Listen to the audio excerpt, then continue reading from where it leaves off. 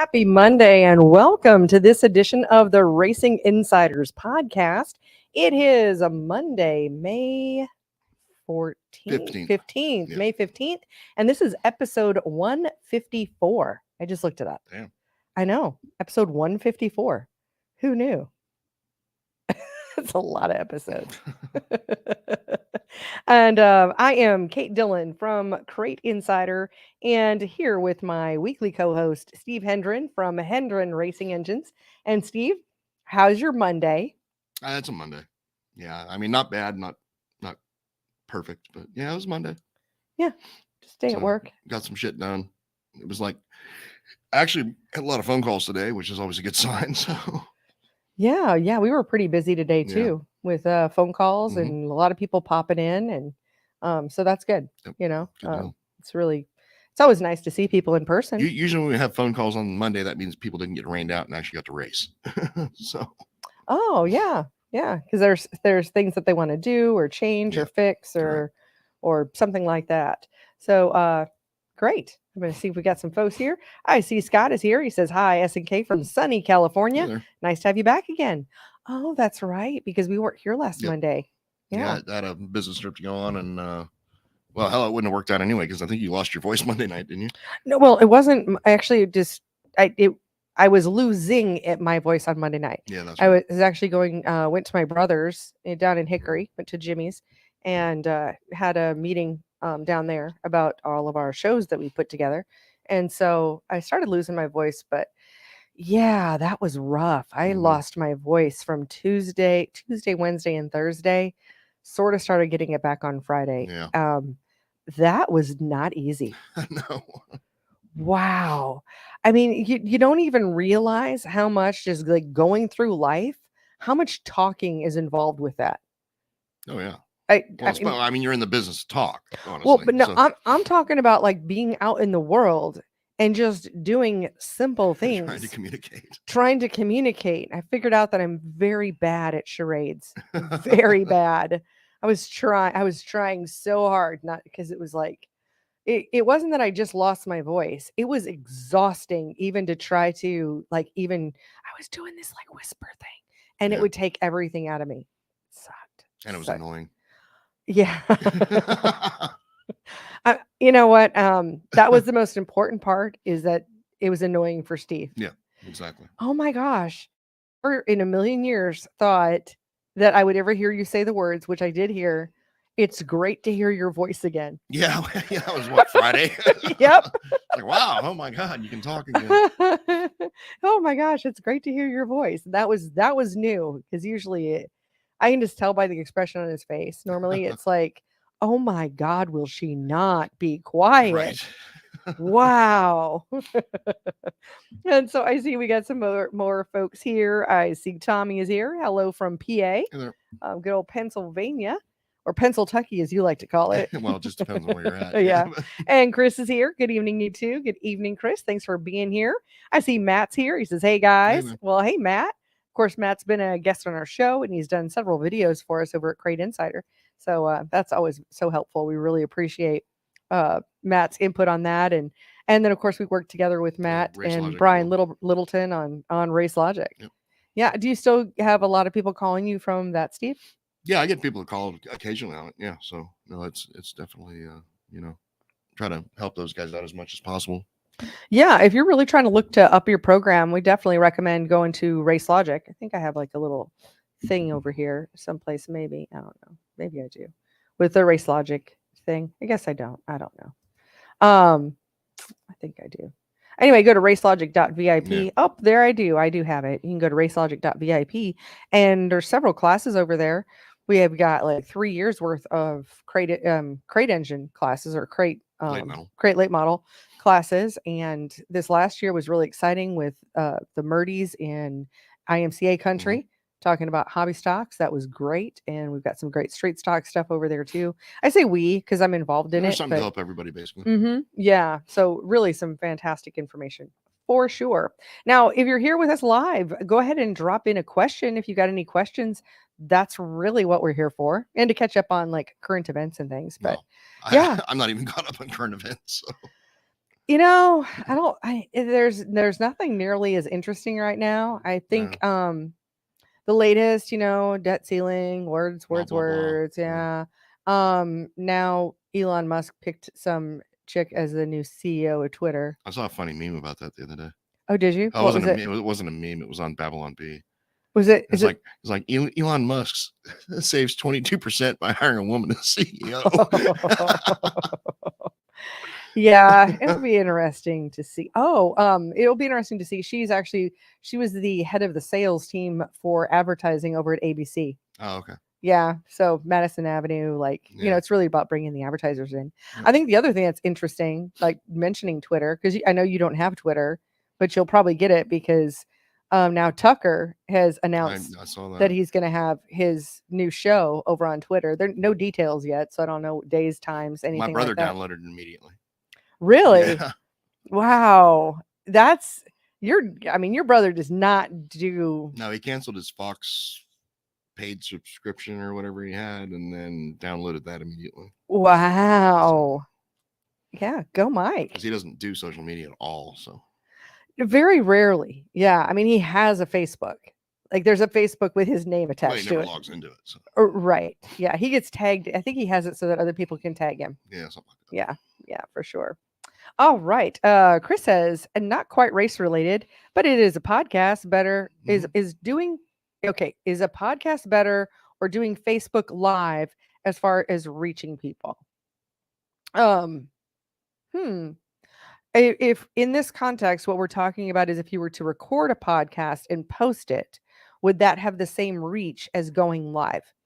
I think if you've got an audience built up, it doesn't matter. But in our case, we actually started off on Facebook Live. We did start on Facebook Live, and now we're using software called StreamYard, which allows us to simultaneously live cast to both YouTube and to Facebook at the same time. Yeah. And live, I mean, all these platforms like video, and they especially like live video. Yeah. So I would say that you do get more traction and more reach from going live versus doing a recorded version and then posting it on Facebook. Yeah. Mm-hmm. And it's hard to say, like with any of the rest. I don't really have stats on that. Although, YouTube now is really trying to get into the podcast game. So it was a couple weeks ago, YouTube reached out and I got an email. So it's not like they personally reached out to me. Not like, Kate. The CEO did not call you. No, but I got an email saying, hey, we're trying to get in the podcast gig here. So if you would like to start a podcast, hey, start it on YouTube. Or if you already have a podcast, just tell us which playlist it is. And then we go live now, but tomorrow we'll put it into the podcast playlist. Unless it's gun related. Yeah. There's a whole laundry list. There's a whole laundry list. But the concept of YouTube podcasts is that you could listen on YouTube Music, which is a separate app. Go ahead. Yeah. Oh, I was just gonna say, I mean, there's a lot of dudes I listen to, gun stuff, and they do like live streams and stuff, and a lot of those guys are getting shut down and like switching to Rumble and all that. Well, there's so much that you can't say on YouTube. That's what I'm getting at. Yeah. And and it's interesting. That's really a whole nother conversation there. I see Chris's follow-up. He says, that's what I was wondering. I do a live weekly racing update on Facebook, but really want to do a podcast. So I was just curious. Chris, you could do both. So like in our case, here's how we handle that. Of course, we're going live now and we're live on StreamYard because that way we could do the both platforms. But tomorrow what we'll do is Tori, actually, amazing Tori. This is recording on our end and she'll be able to download that MP3, which is just the audio, and upload it as a podcast. And we use the software we're using for that. Spotify has its Spotify podcast. It was like anchor.fn, but just look up Spotify podcast. We discovered that several months ago, which is good because I've already been through two other podcast hosting things, and they charge you, but Spotify doesn't. So there's no charge for using it, and that's a big deal. Like where do your files live? And I had a couple of other platforms, and we're the happiest so far. And that will get it. I mean, there's a whole registration process and all this to get it on Apple iTunes and Google and all of those things. But you know, that way you could do both. So the people that can't reach you live or aren't big on Facebook video, you know, I don't know what the stats are. Have you seen any stats anytime recently about Facebook's you know, users or viewership? No, I haven't. I haven't looked lately. I mean, I've been off the platform for, I mean, over a year. Yeah. I mean, it doesn't seem like it because like we post stuff, but it's not really your me. personal stuff. Right? Yeah, I mean, it's so rare. And then unfortunately, I get like Facebook Messenger messages, and it, you know, when I log in once every 3 months or so, it's like, oh, sorry, my bad. I mean, but you know, Messenger is not a good way to get me for sure. Yeah.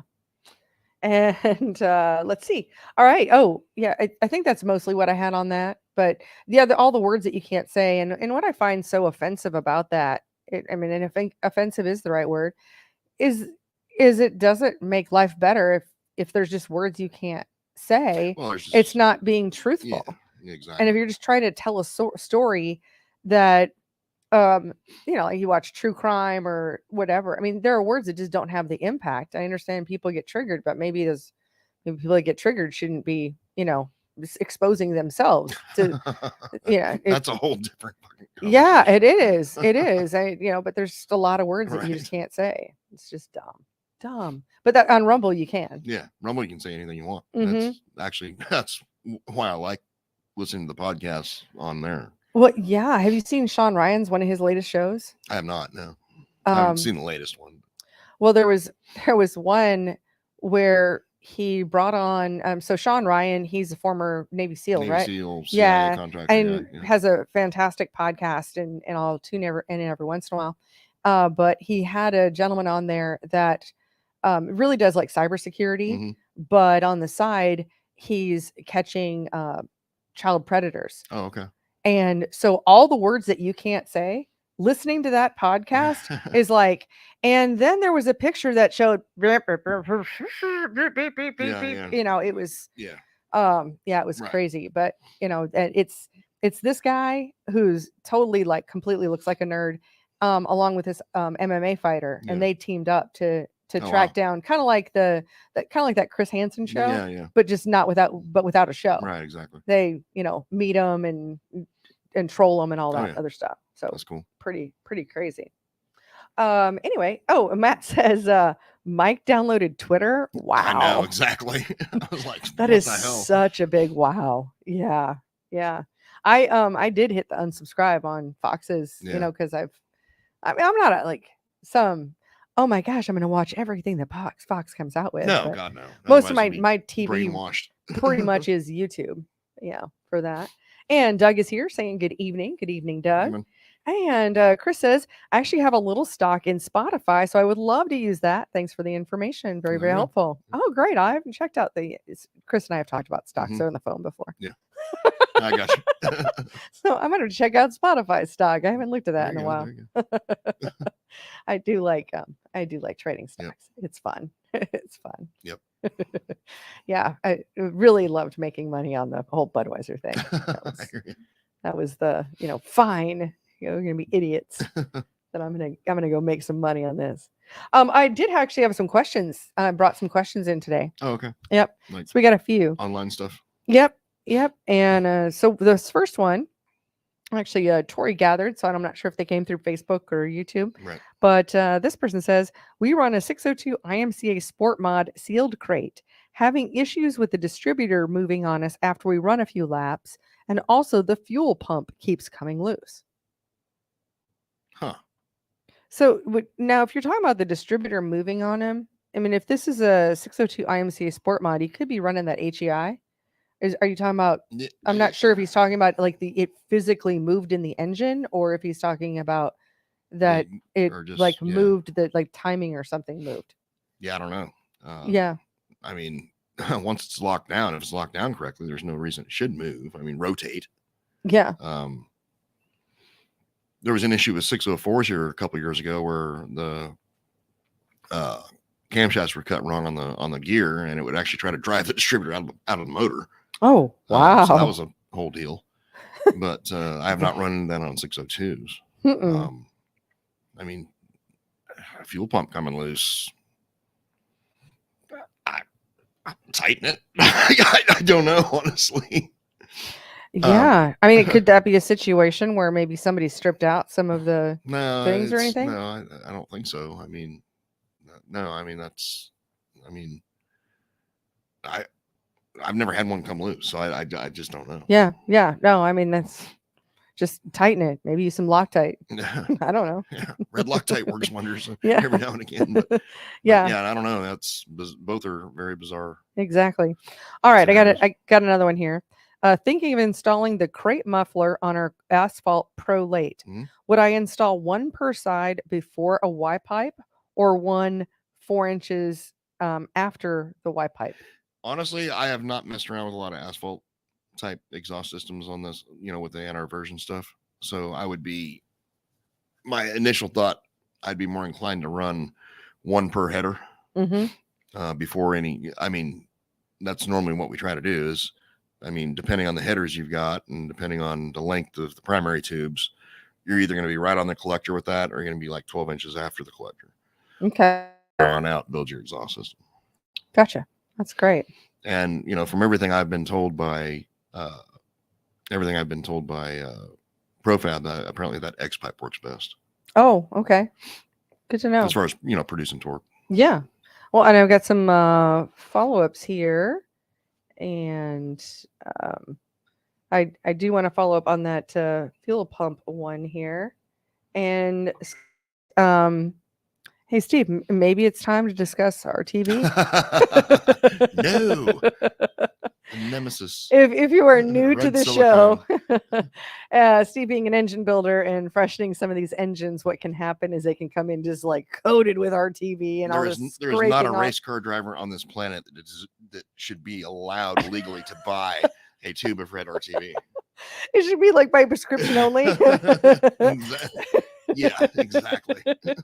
Only if prescribed by your engine builder. I'm going to need a written prescription.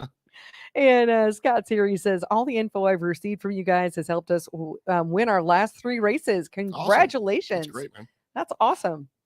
Okay. That's what the goal is. Yeah, absolutely. We're here to win.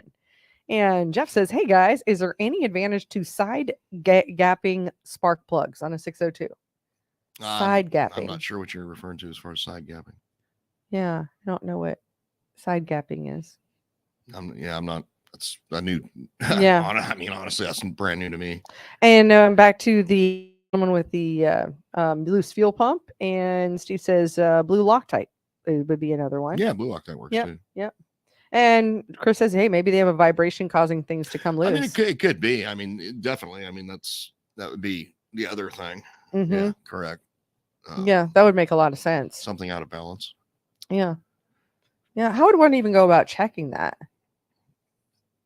You'd have to feel it almost. In order to think. If it's you think everything else would be vibrating loose too. Yeah, like if you're shaking all the parts off the engine, you'd think the driver would feel something. Exactly. Yeah, don't know. It looks like we get a long one here. So Matt says, Steve, I have a brand new carburetor. Revs great and runs good in first and second.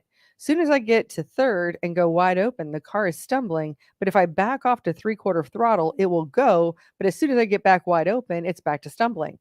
Also looks like the bowl is losing fuel and is below the sight glass on this is over a 2-day period. Any opinions? What kind of carburetor? Yeah, we'll wait for Matt to answer on. And honestly, I'm not a carburetor guy. My brother would be more inclined to be the guy. Oh, he says it's a 2-barrel Holley 500. Oh, okay. Yeah. Again, I'm just not a carburetor guy. You're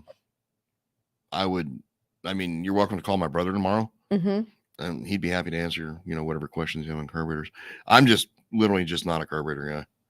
Yeah, and I think I got a very limited knowledge of it, and if David Smith was here or something, he could probably help you too. You can call him as well. Yeah, absolutely. And I've flashed Hendren Racing Engine's phone number up on the screen here. It's 828 for those who are listening. It's 828-286-0780 is Hendren Racing Engine's shop number. So that is up on the screen. All right, back to the comments here. And Alan says, hey guys, this question is going to be for both. Steve, I race Crate 602 in the Northeast at a very dusty surface. I run a Walker 4x14 with an outerwear pre-filter. My concern is I wonder if I over oil my filter due to dust concerns.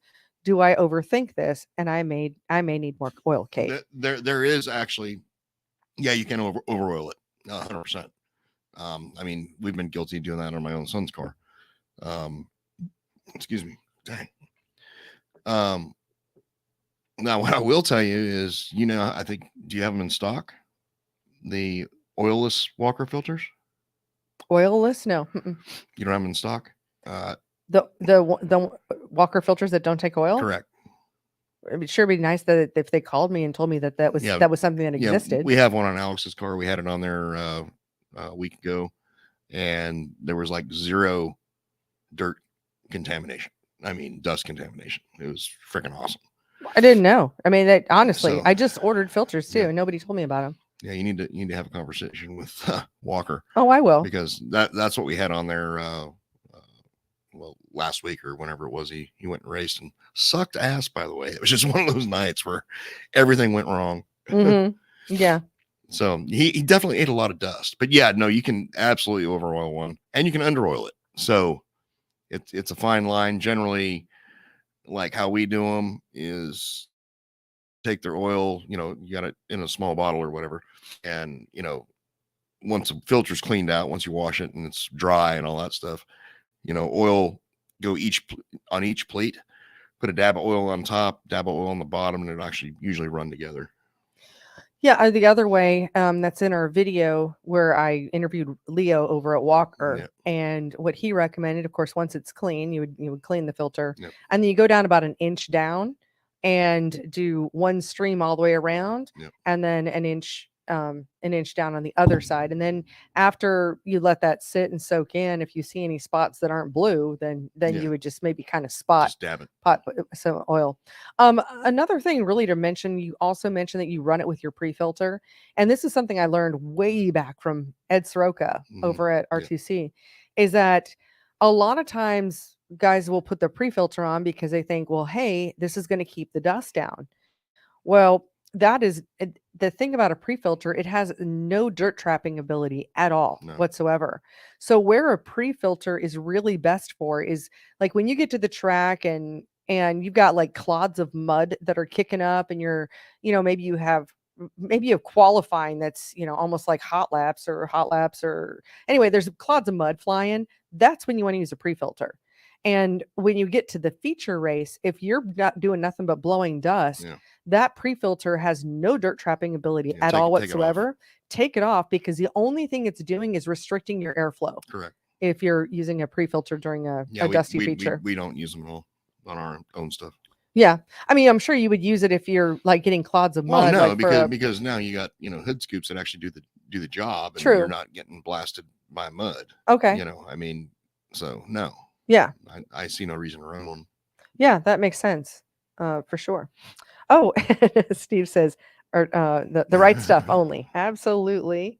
And he says, has to be a cam problem for the distributor and the fuel pump coming loose. Oh, that could be a thing too. Maybe, but I've not. That's the first time I've ever heard of a distributor coming loose on a 602. Yeah. And then Alan says, how do you clean an oilless filter? Same stuff. With whether it's probably the Walker cleaner, or you can use a simple green or any of those. Yeah, I believe it's a washable filter. Gosh. I really wasn't aware of it. You need to find out more information on it. We can clue everybody in on it next week, because I don't have all the details. It's something my brother got. So I was just informed. I'm like, what the hell is that? Yeah. And it's blue, so it looks just like it's a oiled filter. Really? Yep. Yeah. But apparently it's the same material that they use with the U.S. military. Oh. Okay. Yeah. I mean, I'll be making a call. Yep. For sure. Now, it always takes me, after I order, then however long it takes for them to ship them. Right. Then after they ship, then they take another week to get here, just because. But it looks identical to the oiled filter. But it looks like it has less pleats to it, and then it's still got the nice spongy urethane on both sides. Urethane on both sides, to where it seals on the air cleaner housing and Yeah. Good. Well, yeah, that'll be fun to keep track of. Yeah. But you know what? I mean, it's such an advantage for a racer. I mean, it cuts down on maintenance if you don't if you've got an oilless filter. Right. And it cuts down on maintenance, but also just having all this extra stuff. Now you have to replace it more often. My brother told me how many, races or whatever they said it's good for before you need to replace it. Okay. Gotcha. So no, that'll be interesting. It'll be an interesting conversation because I wasn't like I said, I was not informed. And it's just hard, See, I thought they got it from you. No. That's well, thanks for thinking that I was first. Yeah, there you go. Yeah, but I'm not first this time. I don't know. If not first, you're last. Yeah, we could yeah. I'll tell you it's funny. You didn't mention Talladega Nights, but that is absolutely from Talladega Nights.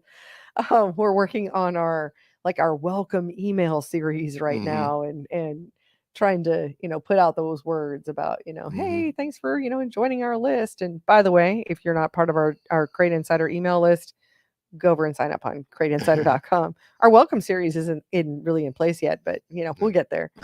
But it ends up being a kind of a series. So we're trying to find that verbiage, but I like that. I might have to use that. Yeah. If you're not first, you're last for sure. Okay. Let's see what else we got here. And Scott says MSDS, HVC, MSD, HVC blaster coils, are they worth the money and how long should they last? Are you talking about the square ones? Because the square ones are actually pretty good. Those round, like the Blaster and the Blaster 2, those things are garbage. But the one I sell is the good one. Yeah, you sell the good one. So yeah, if it's that square looking one, yeah, those are actually really good coils. And gosh, I don't know, I've seen them. Heck, probably 3-4 years. I mean, I don't see a reason why they should fail unless they're mounted wrong or something. Yeah, and that's gonna be the 8252, the MSD 8252. I try to keep those in stock. And yeah, he says yes, the blue square. Yeah, okay. Yeah, no, that's actually a really good coil. Yeah, that's the one. Yeah. Great. And Tommy says pre-filter info was awesome. Everyone around me runs predicted, and that is usually loaded with pre-filter spray. Wow, glad I had this on while I fixed the car. Yep. Yeah. It when you have to rethink it, then it absolutely makes sense why it's having a pre-filter is a bad idea during the feature. But before that, you think, well, of course I would have a pre-filter. Well, again, I mean, if it looks small, of course, I mean, keep the dust out. If you're not catching mud clods directly into the air filter, then there's no reason to even run one. Yeah, but a person would think, hey, this would be how I can keep dust out. Right. But yeah, that's not really how that works. No. I got another question here too. How often should you change spark plugs, Steve? I always recommend, to my customers at least, when you're leaking your engine down. So I recommend every 10 races. Leak your engine down, got the plugs out anyway, might as well just change them. Oh. Spark plugs are cheap. It's kind of like oil. Well, I guess oil's probably more expensive now than what it used to be, but spark plugs are cheap as shit. So that's a great recommendation. Yeah. If you're gonna leak it down every 10 races, so just a little over once a month, depending on if you're running 2 or 3 nights. Yeah, it just depends on what your schedule is. But yeah, that's great information. I would certainly do it. Like I said, when you're leaking the engine down, shit's out of there anyway. So go that route. Good call. And then when you're leaking it down, you might as well change freaking valve springs. Even though I have not had issues with valve springs on 604s. So this newest spring, which is actually made by Pack, is a damn good spring. Oh, good. That's great. Yeah. Yeah, because that's been a challenge. I've not seen one broken spring yet. I'll put it that way. Good. I mean, it took you a while when we first moved over to the beehives. It took a while before you saw the first broken beehive. Yeah, but we saw them. But you did saw see enough to where I was still telling everybody, you need to check your springs after every race. Yeah. Oh, and I see Fast Shafts is here. So hey, Pat and Fast Shafts, we love working with them. Pat, I'm going to be sending another order your way tomorrow because I just had another order come through. Just got a couple of drive shafts in this week, so we got some more of those. Yeah, we've been. I went on a restocking binge. There is. We're playing Tetris at the shop right now. I hear you. As in like obstacle course and like, where could we put that box? Tori came out today and picked up an assload of oil, Schaefer's oil for you. Yeah, and last week it was Klotz oil, and then yes, so crazy. And it was wheels and it was pallet of wheels. Yeah. You better get out here and get these, or in our way. Like, okay, I'll be right there. So I'm like, it's not that many. Yeah, we find homes for it. Yeah, because all of our products keep finding new homes themselves, absolutely. And then you need to buy more, and it's good. It's a good problem to have.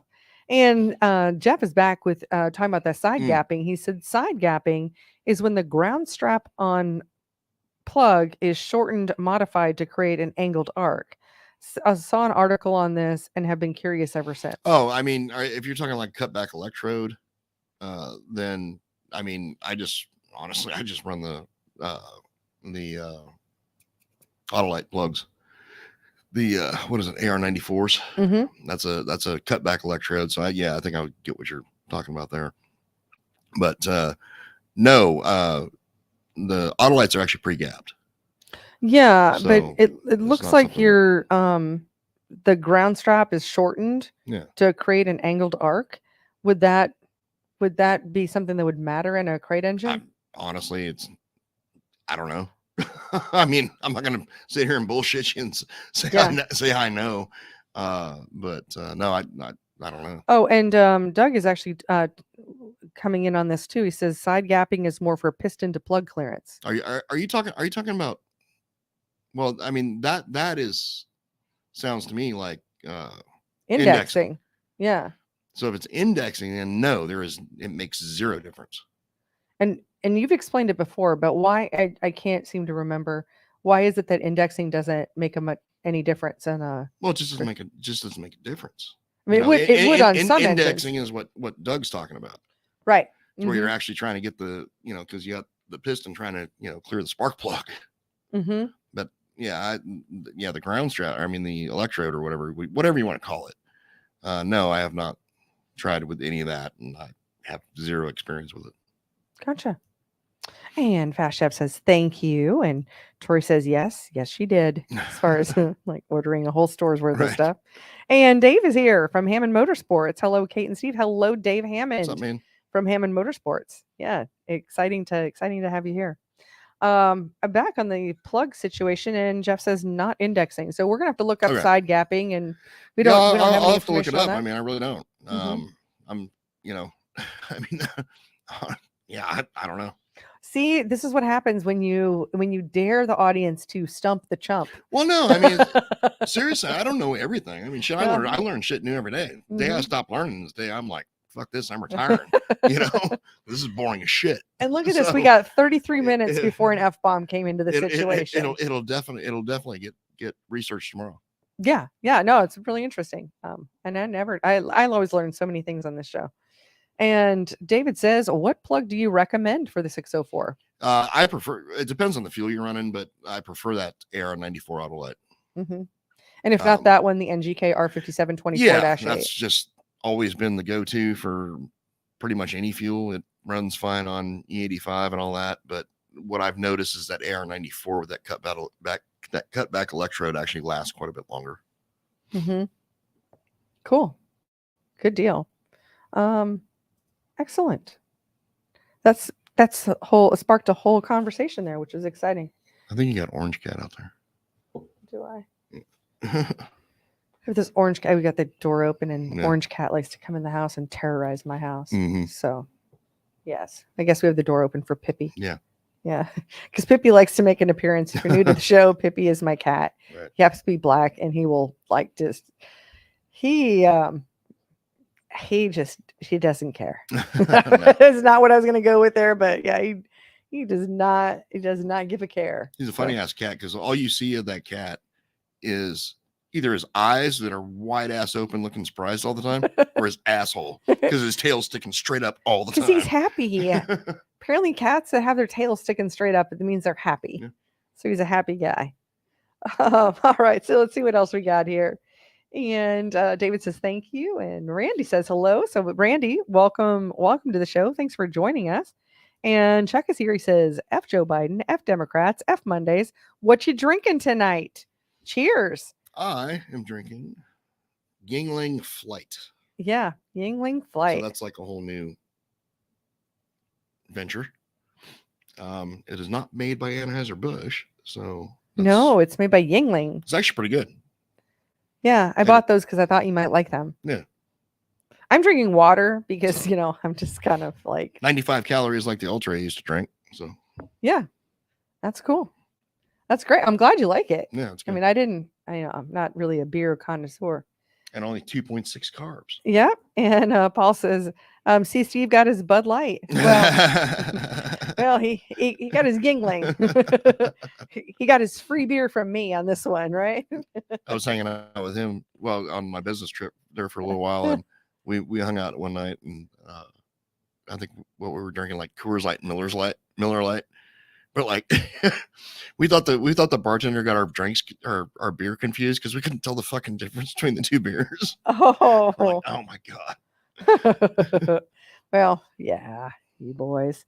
And Paul's laughing. And Envy Suspension is here saying, my tail don't stand up when I'm happy, but yeah, there's that. There's that. All right, Matt's here. He says, I haven't had an Ultra since that bartender picked on me at that penny place in town. Oh yeah. Calling it water. Oh, talking about Freddie. yeah. And that was before all the controversy or anything. Right. Yeah, it was hilarious. And Randy says, Kate, I need my usual order. Great. We'll take care of you tomorrow on that, Randy. No problem. It just can send me a text message. I think you probably have my phone number, or send me an email or call, whichever, any of those. And Don says, so the auto lights are pre-gapped at about 10 thousandths. Is that okay? Well, 10 thousandths. I mean, how are you measuring it? No, they're pre-gapped about 35. Mm-hmm. Yeah. So. Mm-hmm. And because it's cut back electrode. I mean, so it's past the anyways, it's so I think it's like 35 depending on how you're trying to measure it. Okay. And if it's 10, then obviously the box hit the floor. Yeah, I mean, basically, because I've never seen one at 10. Mm-hmm. And Paul says, yeah, they taste the same. Was it the Bud Light and the Miller Light? No, it was the Miller Light and the Coors Light. Oh, wow, that's interesting. Except for if you were drinking Coors, then you would have been intoxicated far more quickly. Yeah, I can't drink Coors. Yeah, no. No, not at all. No, that's your kryptonite. Yep, exactly. For sure. And Steve says, I ran 40 thousandths with MSD and a 604. Yeah. Yeah. I mean, like on an NGK plug, we normally recommend the 40. Mm-hmm. Yeah. Great. Any other questions that you've kind of run across this week or in the past week? I know. No, because I was out of town, and then, I mean, honestly, the phone hardly even rang from Thursday and Friday. Yeah. Yeah. Weird. So, and now we're, back up and running and getting the calls. Yeah. I mean, today David's phone was going crazy. So yeah. Well, that's a good. But nobody's got to race a lot. I mean, a lot of shit's getting rained out everywhere, especially down here in our area. It's ridiculous. Yeah. I was talking to a couple guys today where they got rained out over the weekend. Yeah. So it's absolutely insane right now. Yeah. Yeah. I do have to say that it's really nice to see the parts, just having a much better flow for parts has been so nice to be able to order something and then the thing gets, basically shipped out with, within a, reasonably small amount of time. Sometimes it's the same day, but I don't expect that of all, when I'm ordering quantities. But man, I sure appreciate that. It has been for sure such a challenge for so long, and you're still dealing with part shortages a lot, aren't you? Yeah, from GM. Yeah. So can't get blocks, so can't get pistons, can't get rods, can't get 602 rings. And the list is growing. Yeah. Oh, you can get oil pans. They're just $850 or whatever there. Gotcha. But yeah. It's a challenge for sure. And Paul says, yeah, we got rained out again too. It sucks. Yeah, because I would definitely expect this time of year where, everybody's kind of getting started if they haven't already. I mean, down here in the South, do we ever stop? No, and that's getting to be annoying, honestly. No, it's like you never stop racing. It's like a year-round deal, and I don't get it, because you would think that everyone would want an off season, at least 2 months, let's say. But no, I don't get it.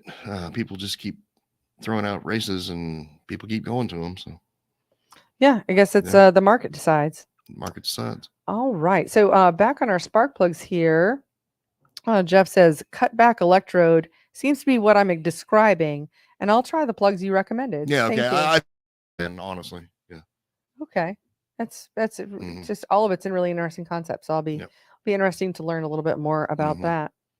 And Scott says you guys should bring a car to Dixieland to race. Track is great this year. Dixieland, where is that? Yeah, I don't know. Tell us where that's at, Scott. Yeah. I know where Dixie Speedway is. I don't know what Dixieland is though. Where's Dixie Speedway? That's in Georgia. Oh, okay. Yeah, there's a lot of Dixies, I suppose. Actually, it's mostly Georgia. Oh, Elizabeth City is what he says. Oh, okay. Oh, that'd be in North Carolina then, wouldn't it? Elizabeth City, Tennessee. Oh, Tennessee. Maybe? Yeah, that's right across the across the border. Okay. Yeah, that wouldn't be too far. It's not like going to like Nebraska or something to race. And actually Dave says Eastern North Carolina. Oh, so okay. Yeah. All right. Well. Cool. And Scott says yes. So okay. Eastern North Carolina or perfect. One of the two locations. Yeah. How many Elizabeth cities could there be? I don't even know. No, I don't know like what my son's racing schedule is going to be. I mean, I think we're going to build him a 604. I got enough shit laying around, because that's basically when we build his engines, we're building them out of, whatever shit's laying around. Yeah. And then you call them Franken motors. Franken engines. Yeah. And so I think we're going to build him a 604 because there's some big races coming up he wants to go to. Oh, well, that's good. Yeah. Yeah, because our 604 racing has kind of dried up a lot in this part of the country. It has. I think there's a $15,000 to win race at Gaffney here coming up, stuff like that. So. Oh, nice. Yeah. That's a nice payoff there. And Scott says North Carolina. Okay, North Carolina. All right. Okay. All right. Elizabeth City, North Carolina. All right. We'll have to check into that. Yep. And see about that. And here's a good question. David said, is a 604 with bad heads worth anything? Well, I mean, what are we talking about bad heads? Because basically anything I would consider bad heads would be whatever was produced from GM before 2008. So if it still says GM Performance on the front of the heads, which is what I'm assuming that you're referring to, and the engine has a serial number that's, after 2008, then I would say, those are good heads. He says it's bent valves. It's 2012 and it's bent valves. 2012 and bent valves. Mm-hmm. It's still worth something. I mean, somebody's gonna buy it. Absolutely. I mean, especially with the fact that like somebody might buy it just for the components, because like I said, you can't get blocks right now. You can't get pistons. You can't get rods. You can't get all these different components. And so, somebody probably buy it for sure. It's worth something. What the market will bear, I don't know, but right. It's it's totally sellable. Yeah. Or tradable, I mean, say you want to go 602 racing and you got a 604 that got bent valves and the guys just got to get it freshened, then it's a tradable item, stuff like that. Yeah. That's great. That's what's nice. A lot of this stuff does, a lot of things do retain their value in a trading situation. Yep.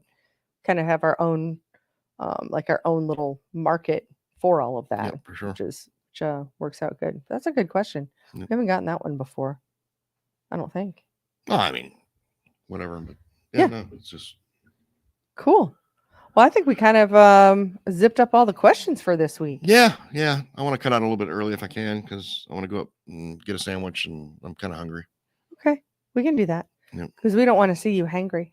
Hangry? I don't get hangry, actually. I just get all like mopey. Well, we don't want you mopey. No. All right. Do you have any last things to say to anyone? No, but